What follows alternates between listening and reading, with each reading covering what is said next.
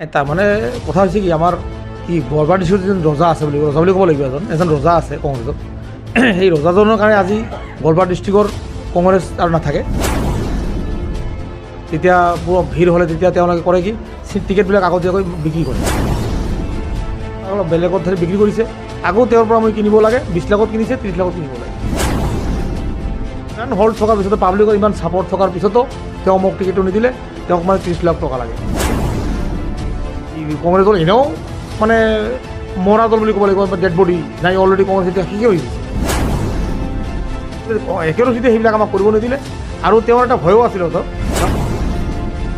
তেওঁৰ কাষত কোনো সেইজনে মানুহ তেওঁ ৰাখিব নিদিব নাৰাখে তেওঁক কাটি দিব আৰু তেওঁক বহাই দিব বিশেষত তেওঁ আচলতে মানে গোটেই 4টা সমষ্টিতে তেওঁ দালালি কৰিছে এতিয়াতো একেৰচি দলমে এতিয়া গম পাব তেওঁ ৰজা নে প্ৰজা মই জিকিমেই পঞ্চায়তো মোক পাব্লিকে মোক জিকাব আপোনালোক সেই মই গায়ে ঘূৰে ঘূৰক যিজন কংগ্ৰেছৰ প্ৰতিনিধি তেওঁৰ কোনো কথাই নাই একেৰচি দলম আহক মোৰ লগত খেলাৰ কাৰণে তেওঁ যদি দম আছে মোৰ লগত খেলিব পাৰিব 26ত তেওঁক সমষ্টিৰ পৰা বিদায় তেওঁতো যিখিনি কৰিছে গোটেইখিনি তেওঁ সম্পত্তি তেওঁৰ অট্টালিকাবিলাক বনাইছে তেওঁ পাব্লিকৰ কাৰণে একো কৰা নাই কোনো এটা ৱাৰ্কৰ কাম দিয়া নাই গোটেই তেওঁৰ ভাই ভাতিজা ভাগিনাক ক'ৰ পৰা মানুহ আনি সেইবিলাকক গোটেই কাম কাজ কৰে যে আমাৰ JGM গ'ল তেওঁৰ ভায়েকৰ নামত কাৰ নামত বহুত JGMৰ কাম কৰিলে তেওঁ গোটেই তেওঁৰ ভায়েকৰ কোনো ভাগিনাৰ কাৰোবাৰ নাম দি কেনে যিবিলাকৰ পৰা তেওঁৰ বেনিফিটটো বেছি কংগ্ৰেছৰ ভৱিষ্যত খুবেই অন্ধকাৰ মই ক'লা মেঘ চাউনি ধৰিছে দেখা পাইছোঁ সমাগত যি নিৰ্বাচন পঞ্চায়তৰ নিৰ্বাচন 2025ৰ নিৰ্বাচন আৰু এই 25ৰ নিৰ্বাচনৰ যিসকল প্ৰাৰ্থী আছে আচলতে তেওঁলোকে ইতিমধ্যে নিজৰ সমষ্টিত তেওঁলোকৰ প্ৰচাৰ ইতিমধ্যে তুংগত আজি মই আহি উপস্থিত হৈছোঁ সেই পাইকানৰ যে 7 নং পাইকান সমষ্টি এই পাইকান সমষ্টিত আজি মই আহি উপস্থিত হৈছোঁ মোৰ লগত উপস্থিত আছে পাইকান 7 নং যি জিলা পৰিষদৰ সমষ্টি সেই সমষ্টিৰ বিজেপি আৰু এজেপি মিত্ৰজোঁটৰ প্ৰাৰ্থী ববিতা বেগম আৰু ববিতা বেগম এই মুহূৰ্তত মোৰ লগত উপস্থিত আছে আৰু মই পোনে ববিতা বেগমৰ ওচৰলৈ যাম আৰু নিৰ্বাচনী সংক্ৰান্তীয় কিছু কথা জানিব বিচাৰিম বাইদেউ আপোনাৰ প্ৰথমতে পৰিচয়টো দিব মোৰ নাম ববিতা বেগম 7 নং পাইকান জিলা পৰিষদ সমষ্টিৰ এজিপি দলৰ মনোনীত প্ৰাৰ্থী আপুনি মেল মিটিঙত গৈ আছে আপুনি গৈ আছোঁ কেনেকুৱা ধৰণৰ সঁহাৰি আপোনাক ৰাইজে দিছে এইবুলি ৰাইজৰ মই বিপুল সঁহাৰি পাইছোঁ ইছ্যু বহুত কেইটা আছে 1 নম্বৰতে হ'ল ৰাইজৰ উন্নয়ন যিহেতু চৰকাৰ আছে আমাৰ মিত্ৰ দলৰ চৰকাৰ এইটোৱে ইছ্যু 1 নম্বৰত এইটোৱে বিগত দিনত আচলতে ৰাইজে বহুত সমস্যাৰ সন্মুখীন হৈছিল এইবুলি আপুনি ৰাইজৰ মাজত গৈ আছে কেনেকুৱা ধৰণৰ ৰাস্তা ঘাটৰ পৰা কেনেকুৱা ধৰণৰ অসুবিধা পাইছিল ৰাইজে বহুত অসুবিধা পাইছে ৰাইজে গম পাইছে যোৱাবাৰ যিহেতু আমি কংগ্ৰেছ দলৰ পৰা আছিলোঁ ময়ো বহুত অসুবিধাৰ সন্মুখীন হৈছোঁ ৰাইজক এটা ভালকৈ ৰাইজক উন্নয়নৰ কাম কৰিব পৰা নাই গতিকে ৰাইজ এতিয়া বুজি পাইছে ৰাইজ মোৰ লগত আছে ৰাইজ মোক আগুৱাই দিব মোক জিকাই আনিব গতিকে মই ৰাইজৰ হৈ উন্নয়নৰ কাম আগতকৈ 10 গুণ বেছি কৰিম বুলি মই আশা ৰাখিছোঁ যিহেতু এই সমষ্টিটোত আপুনি পূৰ্বতেও আপুনি জয়ী হৈছিলে পূৰ্বতেও আপুনি আছিলে আপুনি কৈছে যে মানে ৰাইজে যোৱাবাৰ পৰা নাছিলে ৰাইজৰ উন্নয়ন হোৱা নাছিল উন্নয়ন এইবেলি আপুনি কৰিম বুলি ভাবিছে কি কাৰণত যোৱাবাৰ পৰা নাই এইবেলি আপুনি কেনেকৈ উন্নয়ন কৰিম বুলি ভাবিছে যিহেতু যোৱাবাৰ কংগ্ৰেছ দলৰ পৰা আছিলোঁ চৰকাৰ নাছিল এইবাৰ যিহেতু আমি এটা সুবিধা পাইছোঁ আমি চৰকাৰৰ পক্ষত আছোঁ গতিকে মই ভাবোঁ চৰকাৰৰ পক্ষত থাকিলে আমাৰ সুবিধা আছে আমি উন্নয়নৰ কামবোৰ ভালদৰে কৰিব পাৰিম আপুনি আশাবাদী আশাবাদী নিশ্চয় আপোনাৰ প্ৰতিদ্বন্দ্বিতা এইবেলি কোন হ'ব আপোনাৰ মোৰ প্ৰতিদ্বন্দ্বী নাইয়ে বুলি ক'ব পাৰি এয়া আছিল ববিতা বেগম আৰু তেখেতে আমাৰ আগত জনাইছে পূৰ্বতে এই সমষ্টিখনৰ পৰা তেওঁ জয়ী হৈছিলে কংগ্ৰেছৰ পৰা তেখেতে জয়ী হৈছিলে আৰু চৰকাৰ যিহেতু ৰাজ্যত যিহেতু আপোনাৰ বিজেপি চৰকাৰ সেই বিজেপি চৰকাৰ থকা হেতুকে কংগ্ৰেছে প্ৰাৰ্থী জয়ী হোৱাৰ পিছতো কোনো ধৰণৰ উন্নয়নৰ কাম কৰিব পৰা নাই কিন্তু এইবেলি তেখেতে এটা কথা জনাইছে যে এইবেলি যদি এজিপিৰ পৰা তেখেতে বিজয় হয় তেতিয়াহ'লে যিহেতু ৰাজ্যত বা কেন্দ্ৰত যিহেতু বিজেপি চৰকাৰ তেখেতে যথেষ্টখিনি উন্নয়নৰ কাম কৰিব পাৰিব বুলি তেখেতে আমাৰ আগত জনাইছে আৰু এই মুহূৰ্তত মোৰ লগত উপস্থিত আছে তেখেতৰ স্বামী আছে আমি স্বামীৰ পৰা কিছু কথা আমি জানিবলৈ চেষ্টা কৰিম মই আপোনাৰ ওচৰলৈ যাম কিছু বিশেষ কথা লৈ আচলতে আপুনি পূৰ্বতে আপুনি কংগ্ৰেছৰ সক্ৰিয় কংগ্ৰেছ আপুনি ৰাজনীতি কৰিছে হয় মই কংগ্ৰেছৰ ডিষ্ট্ৰিক্ট ভাইচ প্ৰেচিডেণ্ট আছিলোঁ হয় এইবেলি কি হ'ল তাৰমানে আচলতে যি টিকট কেন্দ্ৰিক এটা সংঘাতৰ কথা যিহেতু MLA গৰাকীৰ বিৰুদ্ধে বহুত তেনেকুৱা অভিযোগ উত্থাপন হৈছে আপুনি কি ক'ব তাৰমানে কথা হৈছে কি আমাৰ কি গোৱালপাৰা ডিষ্ট্ৰিক্টত যেন ৰজা আছে বুলি ক'ব লাগিব এজন ৰজা আছে কংগ্ৰেছত সেই ৰজাজনৰ কাৰণে আজি গোৱালপাৰা ডিষ্ট্ৰিক্টৰ কংগ্ৰেছ আৰু নাথাকে তাৰ তছনছ হৈ গৈছে। কাৰণ তেওঁৰ টিকেটৰ আমাৰ চিনেমা হলত যিবিলাক টিকেট আগতে চিনেমা হলত এই আমাৰ চলে ফিল্ম আছিলে, তেতিয়া পুৰো ভিড় হলে তেতিয়া তেওঁলোকে কৰে কি টিকেটবিলাক আগতীয়াকৈ বিক্ৰী কৰে, বেলেগ বেলেগত কিনে কাটে কিনে সেইবিলাক বেলেগত বিক্ৰী কৰে। ছেম সেইধৰণে তেওঁলোকে দালাল লগাই দিছিলে। তেওঁ দালাল লগাই দি কিনে তেওঁলোকে কৰিছে কি টিকেটটো আগত বেলেগত বিক্ৰী কৰিছে। আকৌ তেওঁৰ পৰা মই কিনিব লাগে 20 লাখত কিনিছে, 30 লাখত কিনিব লাগে। আজি কংগ্ৰেছৰ ইমান দূৰ দিন কংগ্ৰেছৰ টিকেট মানুহক বিচাৰি দিব লগা হৈছে, মানুহ নাই কংগ্ৰেছ খেলৰ কাৰণে। আৰু তেওঁলোকে ভালকৈ জানে মোৰ আৰএজৰ মোৰ ৱাইফৰ কৃষ্ণত কি ধৰণৰ হল্ট আছে। তেওঁ ইমান হল্ট থকাৰ পিছতো পাব্লিকৰ ইমান ছাপৰ্ট থকাৰ পিছতো তেওঁ মোক টিকেটটো নিদিলে।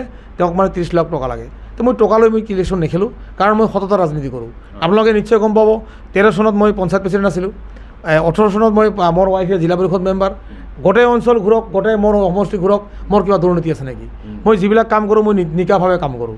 তো মই যদি 30 লাখ টকা দি টিকেটটো কিনিব লগা হয়, আকৌ যদি 20 লাখ 30 লাখ টকা দি মই ইলেকশ্যন খেলিব লগা হয়, তো 50-60 লাখ টকা মই ক'ৰ পৰা উঠাম? নিশ্চয় পাব্লিকৰ পৰা উঠাব লাগিব। সেই পাব্লিকৰ পৰা উঠাব লাগিব কাৰণে মই সেইবিলাক দল এৰি দিছোঁ। মই সেইবিলাক দল নকৰোঁ। এই কংগ্ৰেছ দল এনেও মানে মৰা দল বুলি ক'ব লাগিব, ডেড বডি নাই। অলৰেডি কংগ্ৰেছ এতিয়া শেষে হৈ গৈছে। 26 কিয় আৰু 10 বছৰ 15 বছৰ কংগ্ৰেছ অসমত নাহে। যদি নাহে আমি কংগ্ৰেছৰ হাৰ্ডলি কংগ্ৰেছ কৰিছিলোঁ কাৰণে তাতে ৰখি আছিলোঁ যে আমি চাওঁ কেতিয়াবা কিবা ভাল দিন আহে নেকি। একেৰচিতে সেইবিলাক আমাক কৰিব নিদিলে। আৰু তেওঁৰ এটা ভয়ো আছিল। তেওঁ মই গম পাইছোঁ মই 30 লাখ নহয় 50 লাখ দিলেও মোক টিকেট নিদিয়ে। কি কাৰণ মানে তাৰ মূলতে কাৰণ তেওঁ ভয় খাই আছে মই MLA খেলিম বুলি। মানে তেওঁ পূব সমষ্টিত তেওঁৰ কোনো প্ৰতিদ্বন্দ্বিতা তেওঁ নাৰাখে। তেওঁৰ এটা ছিষ্টেম আছে, আপুনি কংগ্ৰেছৰ পিছত যাওক, তেওঁৰ কাষত কোনো সেইজনে মানুহ তেওঁ ৰাখিব নিদিব, নাৰাখে। যিজন মানুহ তেওঁ উঠি আহিব তেওঁ ভাবিব এওঁৰ নেক্সটত টিকেট বিচাৰিব পাৰে, নেক্সটত কংগ্ৰেছৰ টিকেট মানে তেওঁ আহিব পাৰে, পাব্লিকে বিচাৰি আছে। ইমিডিয়েট তেওঁ যিকোনো প্ৰকাৰে তেওঁক কাটি দিব আৰু তেওঁক বহাই দিব। সেইটো উদাহৰণ চাওক ক'ৰবাত হ'ল পূব সমষ্টিত আজিৰ তাৰিখত তেওঁ তেওঁক যদি টিকেট নিদিয়ে কাক দিব? কংগ্ৰেছৰ টিকেট মানুহ দিব কাৰণে বিচাৰি নাপাব। কেৱল আপোনাৰ সমষ্টিতে নহয়, হয় এই গোটেই সমষ্টিতে এনেকুৱা অৱস্থা। প্লাছ আমাৰ গোৱালপাৰা ডিষ্ট্ৰিক্টতো তেওঁ আচলতে মানে গোটেই 4টা সমষ্টিতে তেওঁ দালালি কৰিছে। আজি আপোনাৰ স্ত্ৰী আজি আহি অকপত যোগদান কৰিছে। আপুনি নিৰ্বাচনী প্ৰচাৰত আপুনি গৈ আছে, কেনেকুৱা ধৰণৰ সহায় ৰাইজে দিছে, কি ইছ্যুটো লৈ গৈছে আপোনালোকে? নাই এতিয়াতো একেৰচিত আলম এতিয়া গম পাব তেওঁ ৰজা নে প্ৰজা, এইবাৰ আমাৰ পূব সমষ্টিৰ পাব্লিকে দেখাই দিব। তেওঁ এতিয়া ৰজা নাই আৰু সি প্ৰজা বুলি হৈ প্ৰজা হিচাপে এতিয়া কাম কৰক। তেওঁ ৰজা হ'ব নোৱাৰে। বিভিন্ন অঞ্চলত তেখেতক খেদিছে আমাৰ কৃষ্ণত আহিব নোৱাৰে। আৰু চাব আমি যিটো যুদ্ধ কৰি আছোঁ, আমাৰ এই যুদ্ধটো আমাৰ এই অকল পঞ্চায়তত নহয়, আমি 26ৰ যুদ্ধহে শুৰু কৰিছোঁ। পঞ্চায়তো মই জিকিমেই, পঞ্চায়তো মোক পাব্লিকে মোক জিকাব। আপোনালোকে চাইছে মই গায়ে ভূঞে ঘূৰক, যিজন কংগ্ৰেছৰ প্ৰতিনিধি তেওঁৰ কোনো কথাই নাই। তেওঁ মোৰ লগত কোনো প্ৰতিনিধিত্বৰ কথাই নাহে। সৰু বাচ্চা সৰু ল'ৰা এটা, সি মোৰ লগত প্ৰতিনিধিত্ব দিয়াত তেওঁৰ কোনো এবিলিটি নাই। মই কৈছিলোঁ সেইদিনা মই চেলেঞ্জ কৰিছিলোঁ, তেওঁক বাদ দিয়ক না, যিজনক টিকেট দিছে বাদ দিয়ক, একেৰচিত আলম আহক মোৰ লগত খেলাৰ কাৰণে।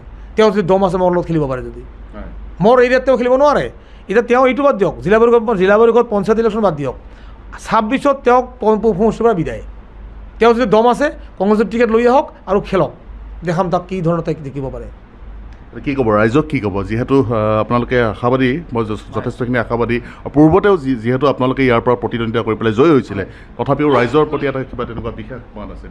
নাই ৰাইজ মোক কিবা কাৰণত হয়তো নিশ্চয় কিবা মানুহৰ লগত মোৰ ভাল ব্যৱহাৰ পাতি পায়, ভাল হয়তো মোৰ যিটো কামৰ কোৱালিটি মানুহে পচন্দ কৰে, যাৰ কাৰণে হয়তো মানুহে মই আচলতে ভবাই নাই মোক যে ৰাইজে যে ইমান সঁহাৰি জনাব। মই আচলতে নিজক বিৰাট মানে কিবা বুলি ভাবোঁ, মানে আৱেগিক হৈ যাওঁ কেতিয়াবা। যিবিলাক অঞ্চলত যাওঁ, আমাৰ মাইনৰিটি মানুহ কেতিয়াও AGP কৰাই নাছিলে, মিত্ৰ দল BJP কৰাই নাছিলে। BJP কৰিলে ভয় খাইছিলে, এইবিলাক কি আকৌ। কিন্তু মানে অকল আমাৰ মুখৰ পিনে চাই বা উন্নয়নৰ পিনে চাই পাব্লিকে এনেকৈ ওলাই আহিছে, পাব্লিকে বুজি উঠিছে যে কংগ্ৰেছ দল যিটো আৰু 5 বছৰ নাহে, গতিকে আমি আৰু ইপিনে নাথাকি আমি গভৰ্ণমেণ্টৰ লগত আমি যাওঁ।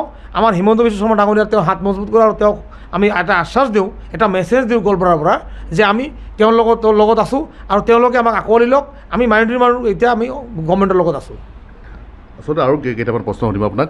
তেখেতৰ বিৰুদ্ধে এটা অভিযোগ উত্থাপন হৈছে, তেখেতে ইটা ভাটাৰ কথা, যি মানে 8 নং ভালুকডুবি সমষ্টিৰ যিগৰাকী AGP প্ৰাৰ্থী আছে, তেখেতে এটা অভিযোগ আনিছে যে তেখেত বিভিন্ন দুৰ্নীতিৰ লগত জড়িত। তাৰপিছত ইটা ভাটা দুটা কথা কৈছে, কি ক'ব আপুনি, যিহেতু তেওঁৰ লগত সক্ৰিয়ভাৱে জড়িত? সেইবিলাকতো হয়, তেওঁতো যিখিনি কৰিছে গোটেইখিনি তেওঁৰ সম্পত্তি, তেওঁৰ অট্টালিকাবিলাক বনাইছে। তেওঁ পাব্লিকৰ কাৰণে একো কৰা নাই। আজি আপুনি চাওক পূব সমষ্টিত যদি তেওঁৰ ইমান ৱাৰ্কাৰ, কোনোবা এটা ৱাৰ্কাৰক তেওঁৰ ওচৰত ৰাখিছে নেকি? কোনোবা এটা ৱাৰ্কাৰক কিবা এটা কাম দিছে নেকি? কোনো এটা ৱাৰ্কৰ কাম দিয়া নাই গোটেই তেওঁৰ ভাই ভাতিজা ভাগিনাক ক'ৰ পৰা মানুহ আনি সেইবিলাকক গোটেই কাম কাজ কৰাইছে তেওঁৰ যিবিলাক ইটা ভাটি তেওঁৰ যিবিলাক কত ঠিকাদাৰ এই যে আমাৰ JGM গ'ল তেওঁৰ ভায়েকৰ নামত কাৰ নামত বহুত JGMৰ কাম কৰিলে এই আমাৰ যিবিলাক তেওঁৰ লোকেল ফাণ্ড তেওঁৰ যিটো আমাৰ MLA ফাণ্ড থাকে তেওঁৰ MLA ফাণ্ডটো তেওঁ গোটেই তেওঁৰ ভায়েকৰ কোনো ভাগিনাৰ কাৰোবাৰ নাম দি কেনে কোনোবা চ'লাৰ ষ্ট্ৰীট লাইট ক'ৰবাত দমকল বা তাৰাপাম সেইবিলাক স্কিমে ধৰে যিবিলাকৰ পৰা তেওঁ বেনিফিটটো বেছি কংগ্ৰেছৰ ভৱিষ্যত কি আছে বা আপোনাৰ পৰা পোনপটীয়াকৈ না কংগ্ৰেছৰ ভৱিষ্যত খুবেই অন্ধকাৰ মই ক'লা মেঘ ছাউনি ধৰিছে দেখা পাইছোঁ তেওঁ ক'লা মেঘে ছাউনি ধৰিছে কংগ্ৰেছৰ এতিয়া অসমত অহা বহুত সময় লাগিব দেৰি পলম হ'ব 15-20 বছৰ আগত নাহে আৰু কংগ্ৰেছ এতিয়া ধন্যবাদ এয়া আছিল RS মণ্ডল যিগৰাকী পাইকানৰ 7 নং পাইকানৰ সমষ্টিৰ যিগৰাকী জিলা পৰিষদৰ প্ৰাৰ্থী আচলতে ববিতা বেগমৰ স্বামী তেখেতে পূৰ্বতে কংগ্ৰেছৰ লগত সক্ৰিয়ভাৱে জড়িত আছিল আৰু সক্ৰিয় ৰাজনীতি কৰিছিল কংগ্ৰেছত কিন্তু এইবেলি যিগৰাকী গোৱালপাৰা পূব সমষ্টিৰ বিধানসভা সমষ্টিৰ যিগৰাকী বিধায়ক আছে AK ৰছিদ আলম তেখেতৰ বিৰুদ্ধে বহুখিনি অভিযোগ উত্থাপন কৰিছে আৰু তেওঁ এজন বিধায়কগৰাকী নিজকে আচলতে বিভিন্ন সময়ত দেখা যায় মেলে মিটিঙে আচলতে তেওঁ নিজকে গুণ্ডা বা ৰজা বুলি পৰিচয় দিয়ে তেখেতসকলে অভিযোগ উত্থাপন কৰিছে যে টকাৰ বিনিময়ত আচলতে তেওঁলোকে কোনোপধ্যে টিকট তেওঁলোকে গ্ৰহণ কৰা নাছিল বা লোৱা নাছিল বা বিচৰা নাছিল কিন্তু এই যি ইলেকশ্যন আছে যি নিৰ্বাচন আছে নিৰ্বাচন আচলতে এইবেলি কোন আচলতে জয়ী হয় সময়তহে লক্ষণীয় হ'ব